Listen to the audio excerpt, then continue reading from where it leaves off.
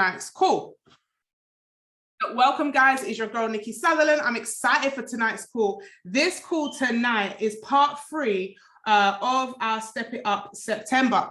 And during our Stepping Up September, we had part 1 where we really spoke about, setting down the goals and making the goals plain, setting them out and reading them out and seeing them every single day and being focused on those goals. The second week, which was last week, we were speaking about being consistent, avoiding the traps of when we set goals, being distracted and so forth. And today we're going to tie it all up, okay, neatly. We're going to tie it all up by really setting the goal to become the leader of those goals. You see, one of the things that I find, and we've been looking at a gentleman called Nehemiah, right? And one of the things that we have seen during, the story of Nehemiah is that he was a leader. All agreed. Someone just type leader in the chat if you agree. Nehemiah was a leader. Okay. Those of you that know that, Nehemiah is my favorite book in the Bible. And he's one of my favorite people from the Old Testament because not only was he a leader, he was very pure. He was very simple. Okay. Very diligent. There were several leadership traits that I believe each and every one of us can really learn from that stood out. To me that Nehemiah really, really possessed. And we're going to go through, I think I've got, let's see how many I've got here. I've got about 7, all right, things that I think Nehemiah really, really had that we can really learn from, okay? Now, the first one, let's get straight into it because we ain't going to waste no time. The first one, guys, was he was humble. Okay, think about it. This guy ranked high in the kingdom. All right, he was a cupbearer to the king. Now, although he understood the stewardship of his exact role to the king.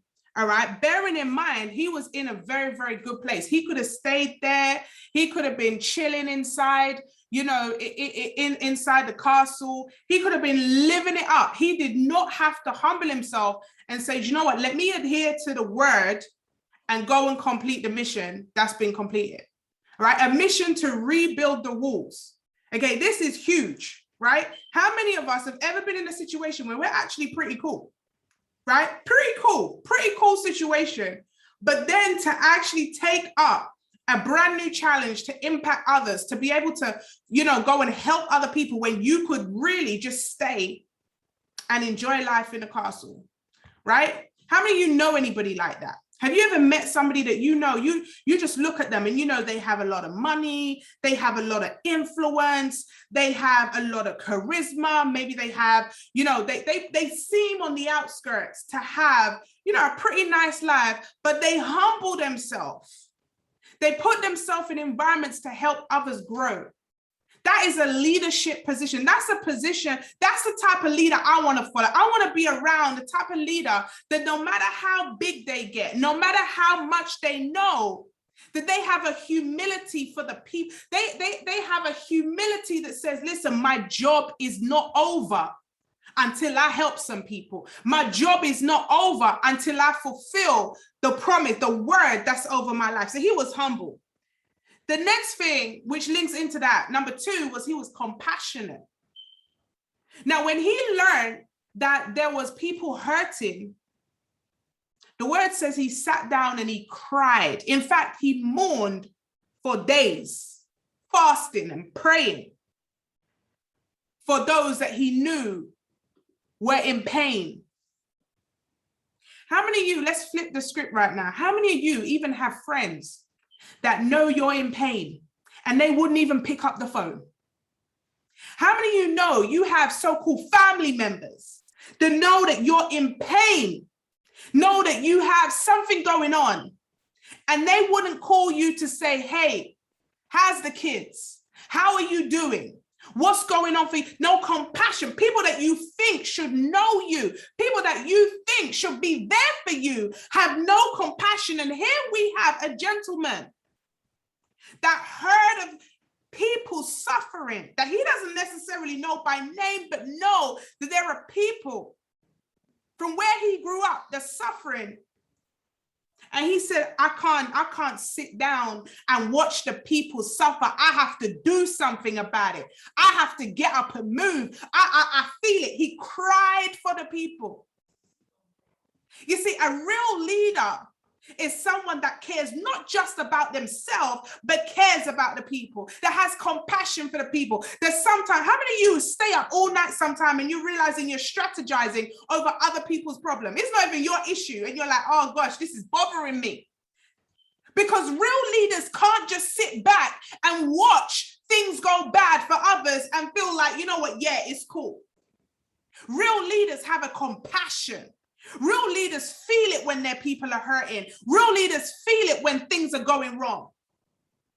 How many of you have ever had a leader or a manager at work and you've sent in a message or you phoned in sick and you've said, you know what, my auntie has passed away or my cousin is sick, I can't come to work. And the first thing they say to you is, will you be in tomorrow?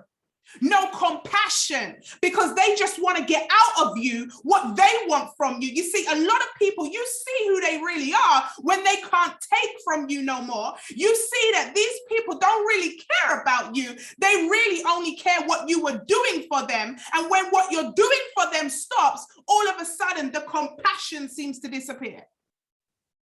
A real leader has compassion for the people. A real leader feels the pain of the people. If you're doing okay, but your people are not doing okay, or the people around you are not doing okay, how you go to bed at night feeling good about that? How you go to bed feeling good about those that you care about, people around you are struggling, are suffering, but because, oh, okay, my household is okay, we're good over here. A real leader, that doesn't sit right with them.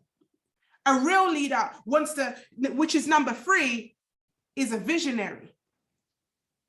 Real leaders have vision. Real leaders are people that are focused on future, can cast a vision, can cast out what's coming forward. You see, a real leader speaks future, not past. You see, what I love about Nehemiah is he instantly captured the heart of the people by helping to rebuild the walls. He said to them, look, this is for you. Not only was he a master at being a motivator to the people, he managed to get so many people to work on a project all at once. Can you imagine getting all these people to work overtime, extra time for one vision? A real leader can motivate the troops. A real leader is an encourager for the vision. They cast the vision and they encourage you for the vision. They talk about the vision. They don't sit and have a pity party about what's going wrong. They speak about the future. They speak about what we're going to do. Let's all get together. Let's run together. A real leader not only casts vision, but brings people together, never separates, never isolates, never takes people away, never disrespects and dishonors, but they bring people together. That's what a true leader is all about. He was able not only to cast that vision, but he was able to show up, rally people to get to work. How many of you parents even find it hard to put your kids to bed? So go to bed now. Half an hour later, they're still up, still rallying around. Are you not gone to your bed yet? A real leader can get people on one accord. Now, this is influence, not manipulation. Be careful, because there's a very thin line between influence and manipulation. Now, influence is for the betterment of the person. Manipulation is for the benefit of the person who is doing the manipulating. There is no benefit to the person when the person is manipulative. The next one, number 4, strength and courage. I don't know about you, but I don't want to follow a leader that's weak. How many of you have been at work and you're around some weak leader that can't make decisions? Some weak leader that's always confused. Weak leader has no courage. I remember when I was working in a bank in my early days, I absolutely loved my first manager, Terry Saltieri, his name was. Because you know why I loved him? Because he had courage and he was strong. When all the other managers were scared to pay us overtime, Terry was like, no, they worked it, I'm going to pay it. And every time he used to get in trouble from head office, he was like, I'm paying them overtime. The rest of the leaders was like, no, we have to give you time off in lieu. Terry was like, no, you deserve the money, I'm going to pay that money. And they used to pressure Terry every single time about the budgets. And Terry said, no, I am going to pay. A real leader has strength and courage to do the right thing, even if it's going to upset some folk, even if it's going to disturb the budgets, even if it's going to make some people out of joint. A real leader has strength. In fact, when Nehemiah was confronted by the naysayers and even had attacks from those that were outside of his circle, he held the people together and he spoke strength, determination, and confidence over the vision. Remember, he even said, we're going to keep building with one hand and protecting in the other hand. You guys remember that? Brings on to the next one, number 5, he was organized. He reassembled when the attacks were coming, he quickly reassembled the troops. He switched up the teams, he reorganized them, had the teams rebuilding this gate and that gate, and doing this with haste and having strategy. He had the people working around the clock to make sure that what? The job got done. Remember, we kept saying it last week. He kept building.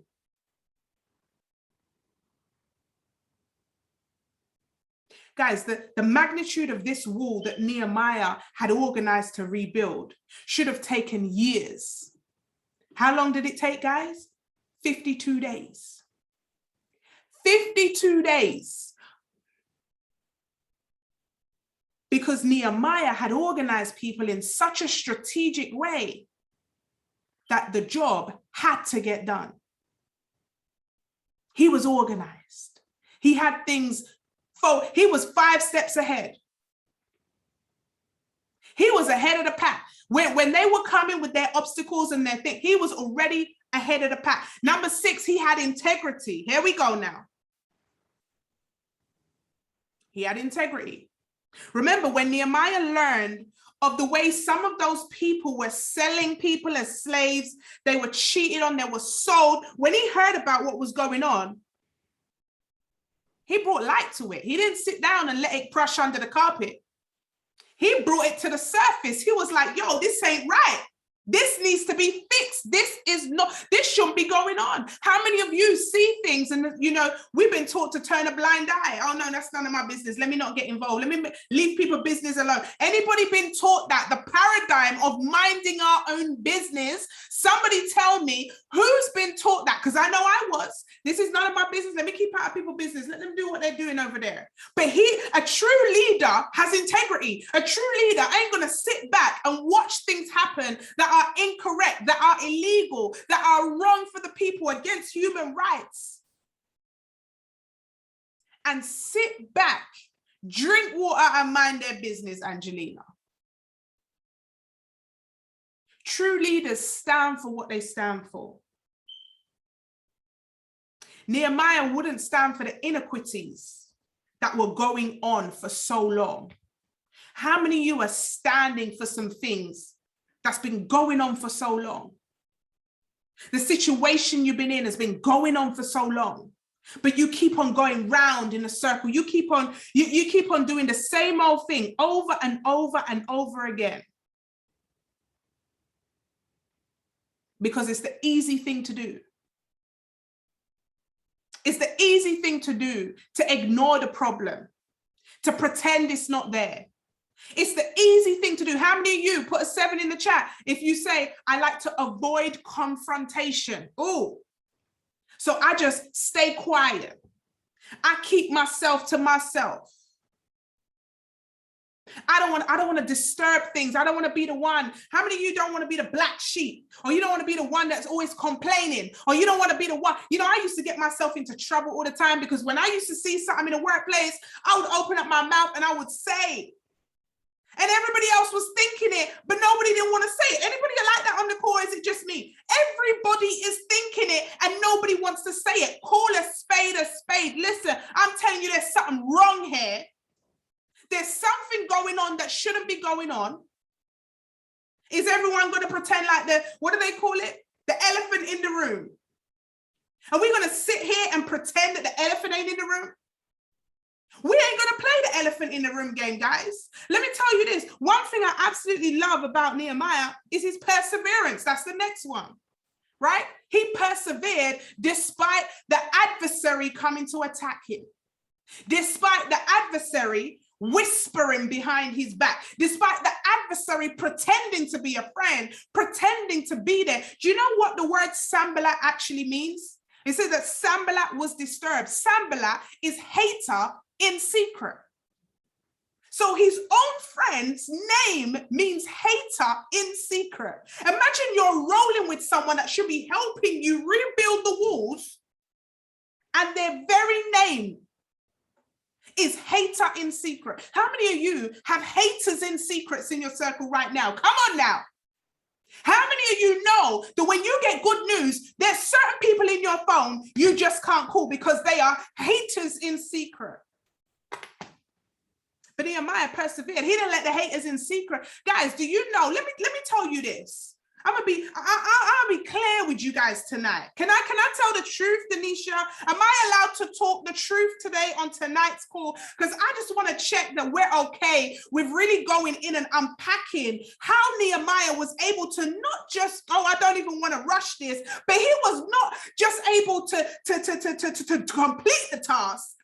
He completed it in the face of his enemies, the haters in secret. And not only did he complete it in front of them, he also completed it in record-breaking time.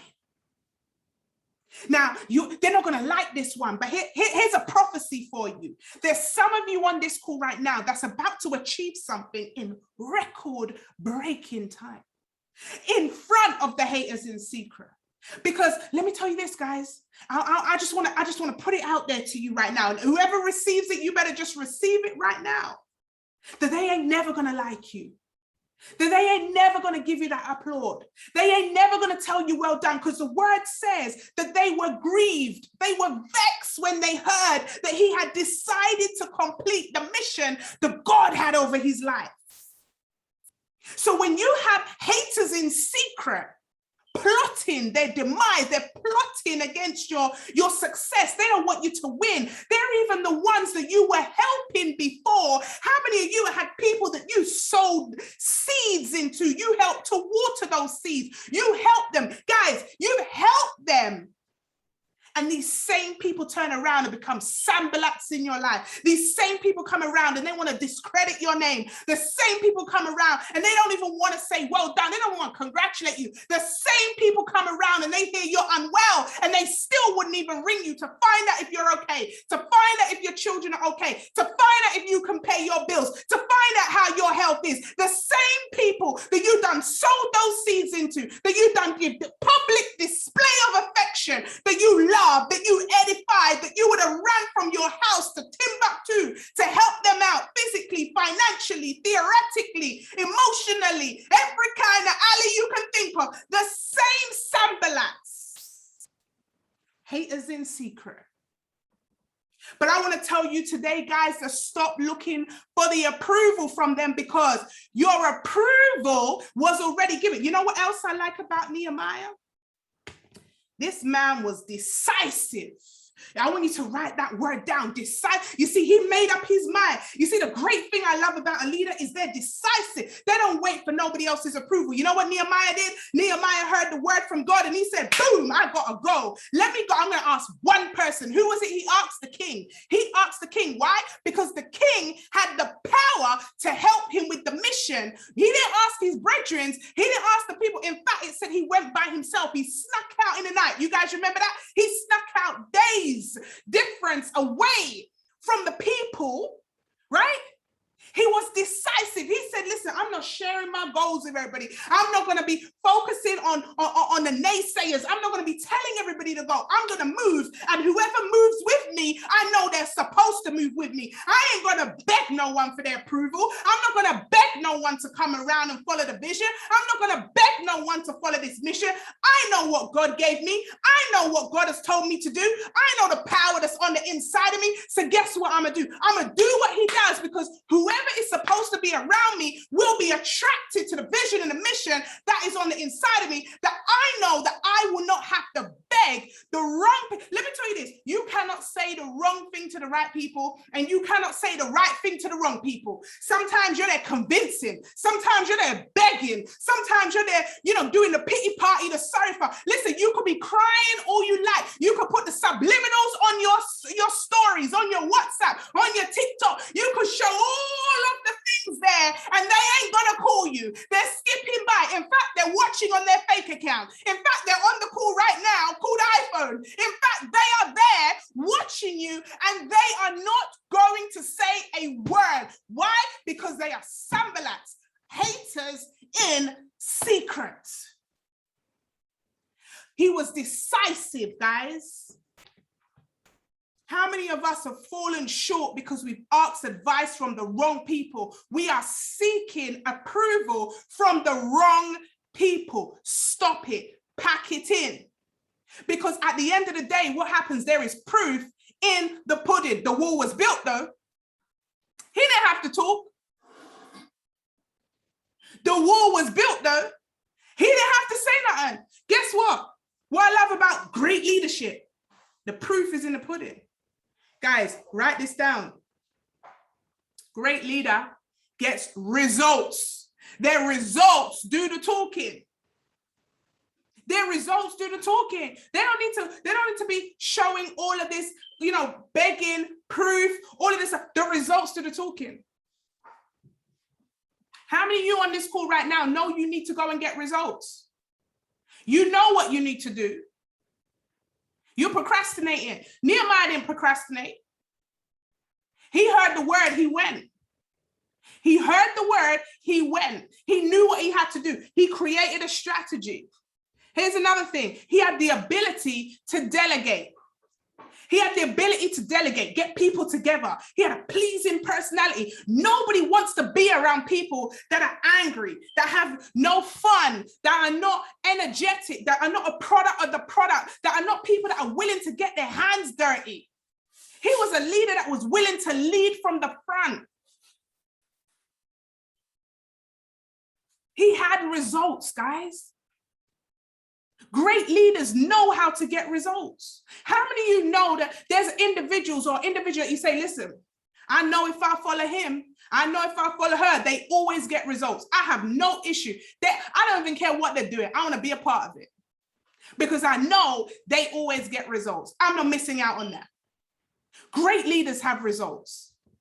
When all is said and done, a great leader has results. We wouldn't be talking about this story if the wall never got built. Let's be honest. What great of a story would it be? He started, but the haters came, and he cried a bit, and then the wall never got done. Would we even be here talking about this story, ladies and gentlemen? Great leaders get results. What do you have to do in your life right now to get some results, or to get more results, or to turn those results up? Here's another one. He made no excuses. He made no excuses. Nothing could stop Nehemiah. They wanted to come with violence. He had his defense. They wanted to dash their word. He had his defense. Guys, let me remind you of this. This wasn't strangers. These were people that he thought were friends. Right? When you have an enemy in the camp, it's so much more harder than it is when you have just a hater, a random hate. How many of you have seen all these cloned Instagram accounts right now? So many people are cloning my account. Every single day I'm seeing these fake Instagram accounts. Every day. How many of you know That we're just like, okay, report it to Instagram, it's okay. But when someone who's close to you in the camp impersonates you or says something bad about you, you take it 10 times more serious. Why? Why? Because it's someone closer in the camp. It's somebody that's inside your inside information.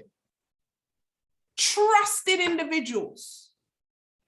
Guys, I've had trusted individuals that I've been pouring into for years, that I've helped, that have literally been ringing and sabotaging my name. Don't hang around with Nikki. Don't talk to Nikki. Come out of Nikki's group chats. Do this with Nikki. Do that with Nikki. Come and follow me. Come and do this. Guys, I tell you this, everything that is in the dark has to come to the light. But let me tell you this, you cannot stop influence. That's the next one. You can't stop influence, ladies and gents. Nehemiah had influence. No matter how much the Sanballats and the Tobias decided to talk, they couldn't stop it. How many of you know? How many of you know, ladies and gents? You applied for a job and someone didn't want to give it to you, but then somebody in head office made a mistake and then they accidentally on purpose said, oh, you got the job. And by the time you look, you got the job. And they, listen, what the enemy means for bad, what the enemy means for bad, he will turn it right round. You know, I had a phone call today and the enemy meant that phone call for bad. And I looked at my husband and I said, baby, this is good news. You don't even know what happened. I've been manifesting this for weeks. And it came in a bad way. I don't even know if I can share with you guys because it's so fresh. And I've been learning from the scripture to keep in my mouth. But I just want to tell you guys something. I learned something today. And it was supposed to be a bad thing. And I said, baby, this is good news. This is excellent news. I've been manifesting this. This isn't bad news. This is great news. I've been manifesting. This is something I've been saying out of my mouth. Let me tell you this. I'm going to tell you this. I'll tell you something else. I'm not going to share that one with you today. It's a different story, but it's the same thing. Can you imagine 4 years ago, I said, I'm going to do some prison work. I'm going to do some prison work. I've been manifesting doing some prison work. 4 years ago. And I get a phone call, right? This is from a police officer that initially wanted to arrest me for something I didn't do. Wait for it, guys. Right? So hear it now. Police officer comes to arrest me for something I didn't do. Everything's squashed. It's all over and done with. But I get a phone call from that police officer saying, I remember when we had that altercation, you said you do X, Y, Z. And guess what? I need someone to go in the prisons, right? I need some courses to be shared in the prisons. I'm looking at your workshops on your website. Now, here's the thing. It was supposed to be a bad situation, ladies and gents. But you see, God had to put me in that environment, to put me around the decision makers, to put me in the situation. So when they wanted to set me up, they were setting me up. But they thought they were setting me up for something else. And now they don't go get me a contract inside the prison. But I manifested this. So when they came to arrest me, I was like, good glory, what's going on? And it only hit me, ladies and gents. It only hit me the other day when I was telling somebody that, yo, we going into the prisons. Good glory. But didn't you ask for that 4 years ago?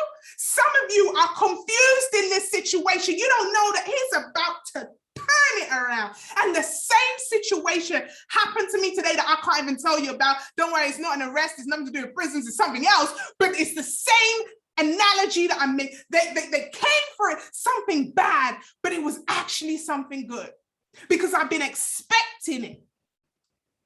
And so the word came to me, guys. I don't know, we can go back on the mindset course, you will see it. The word came to me a year ago.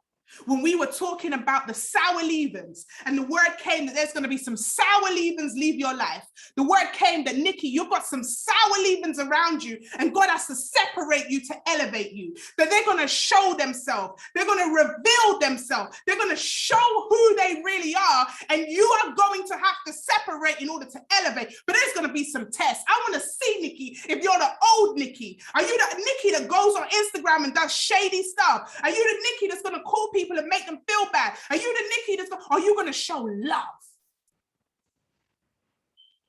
So I'm telling you guys, don't be discouraged. I'm going to tell you right now that there are going to be some disappointments in relationships in this season. You are going to see some people disappoint you in this season.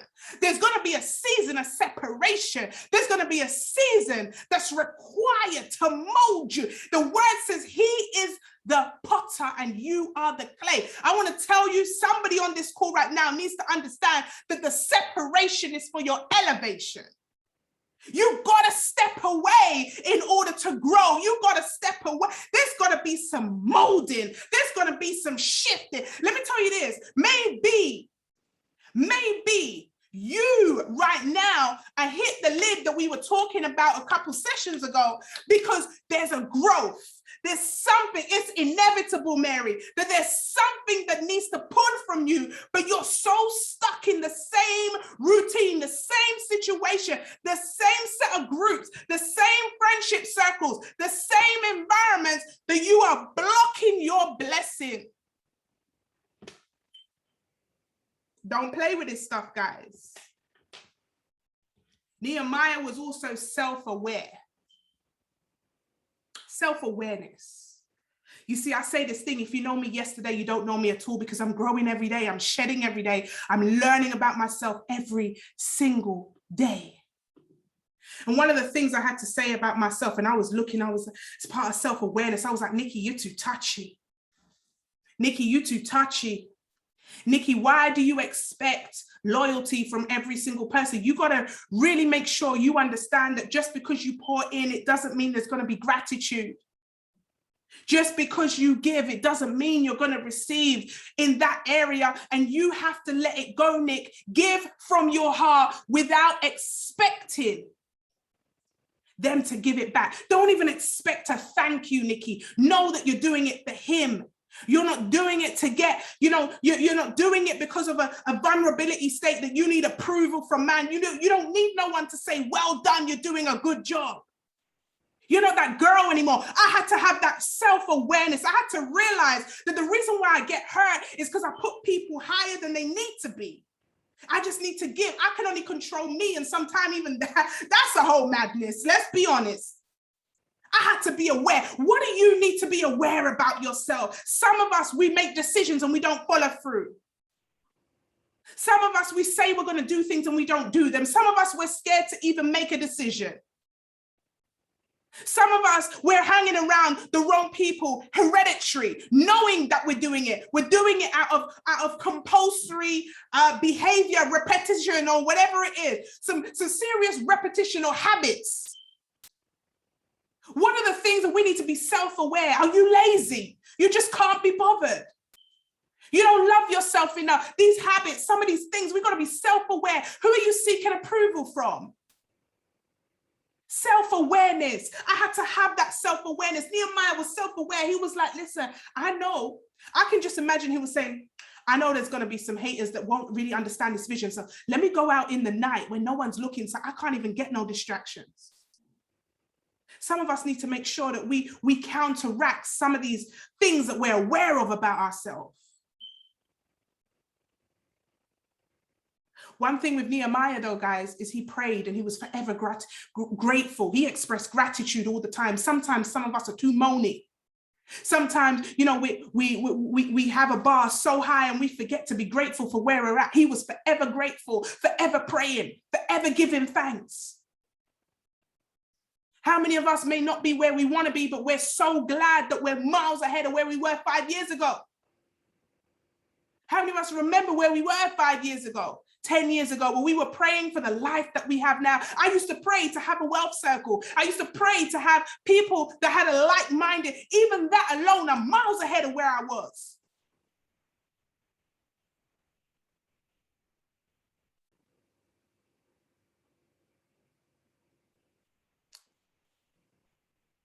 I want us to go this week as we wrap up and ask ourselves this question. What does the wall in Nehemiah represent for us? How can we be better leaders of our own life?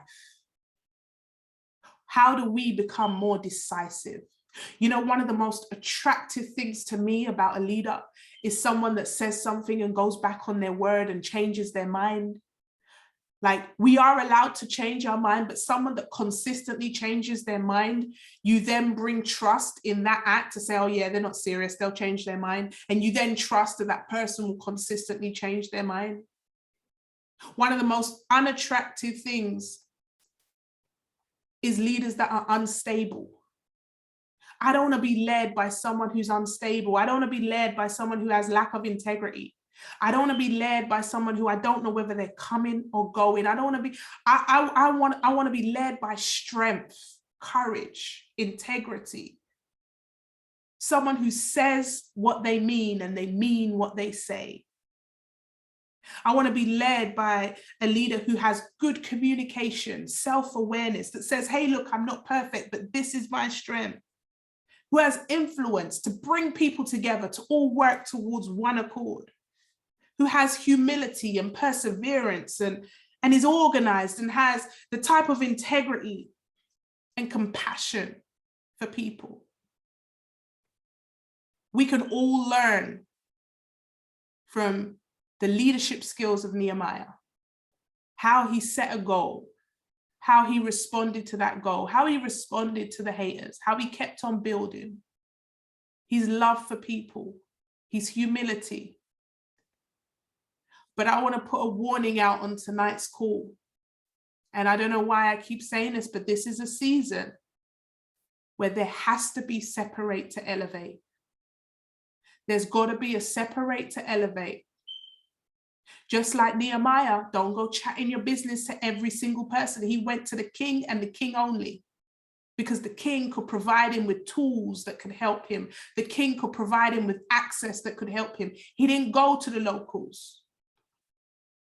And some of you are seeking too much approval. Guys, I'll tell you this. I remember when, we first got started, in the business. And I remember my husband was saying, you're on a call again? You're on another call again? And you're doing this call again around the dinner table, and I'm answering calls and I'm mentoring. And he was like, again? Sometimes your spouse won't even get it because the vision was given to you. And it only after he saw how passionate I was and how focused and diligent I was about my business, it turned around and he was like, are you doing a call today? You need to up it. He started saying to me, no, you're slacking now. Come on, keep it moving. What's your rota like? What's going on for you? But it wasn't always that easy. Sometimes, and if you're somebody on here and you're running a business, you have a spouse, and maybe you're not running it together, but maybe your spouse is on your back right now asking you what's going on with your business. They're watching you. You are the leader of your business. And what are you showing your spouse? What are you showing the people that look up to you?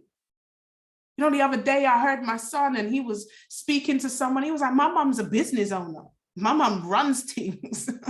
Oh, all right. Humility, son. Humility. I had to have a conversation. He's like, yeah, your mom works. My mom don't work. She runs businesses. And I was just like, slow your roll, right? Humility. But they say what they see, not what you tell them, right? So we want to make sure that we're the role models that our children are seeing, that we're teaching them financial literacy. We're teaching them about being on the left-hand side of money. We're teaching them about getting assets and investing and real estate and all of these different things that the rich are doing right now. We're teaching them that stuff. But they're watching you. They're watching who you're listening to. They're watching your conversations. They're hearing them. They're seeing your movement. They're seeing you get up at 10 o'clock in the morning when you ain't got work, or 11 o'clock or midday. They're seeing you. They're hearing you moan about your boss. They're hearing you moan about life. What I want you to do is pay attention. Because this is a season where there's going to have to be some separation. And you guys say, listen, on Nikki's call on the 26th of September, she said there's going to be some serious separation to elevate. Your best friend will become your enemy. People that you thought were going to be there for you will not be there for you. But are you going to throw in the towel? Are you going to throw in the mission? Or are you going to stay focused? That's the question, ladies and gents. That's the type of leader that you have to decide where you're going to be. Now, as we close out this call, I want you to tell me in the chat box very, very simply, what's the type of leader that you're going to decide to be today? What's the type of leader that you choose to be today? Right? Who is the type of leader that you choose? Are you going to lead your life based on what he told you, or based on your friends? Are you going to be that leader that has integrity, that stands for what you stand for, that's decisive, that is a person of your word, that gets results? Or are you going to be a talker? You know, one of the biggest things I see about the haters, as they put it, haters in secret, is they chat too much.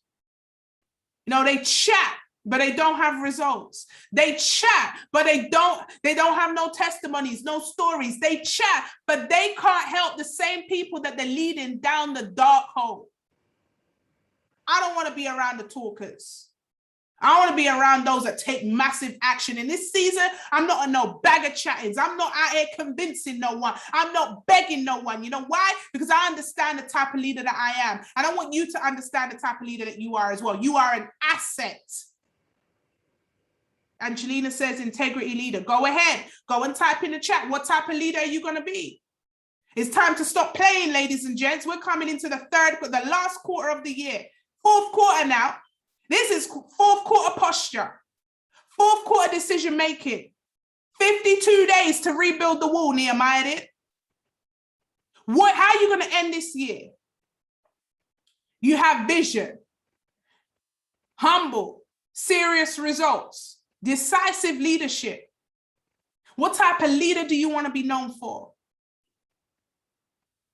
This ain't no time to play games. It's time to make decisions. So ladies and gents, if you've enjoyed this session, please go ahead and just write your top takeaways inside any of our chats, or in course, tag me in on Instagram. That'll be absolutely amazing. I am Nikki Sutherland, the only Instagram. Never going to message you for money, crypto, or nothing like that. Scammers are hungry. So please make sure you are tagging in the right Instagram account. I'm excited. Okay, next week we are in, of course, October, and we come with another season. If you've enjoyed this, please, please, please, your feedback is truly appreciated. I will update this call on YouTube as well, so we'll be able to have that and also watch back if needed, and also share with a friend. We are back here each and every Monday, same time, same link. So if you know anybody that needs an encouraging word, there's no cost for this call. It doesn't matter who it is, where they're from. Okay, please go ahead and share this call. We want to get the message out there. Okay, we're going to attack, back the haters who say, don't come on the calls with Nikki. Don't do this with Nikki. Nikki's this, Nikki's that. We're going to show them that we can make impact. Okay, they can't stop this wall, guys. The wall's built.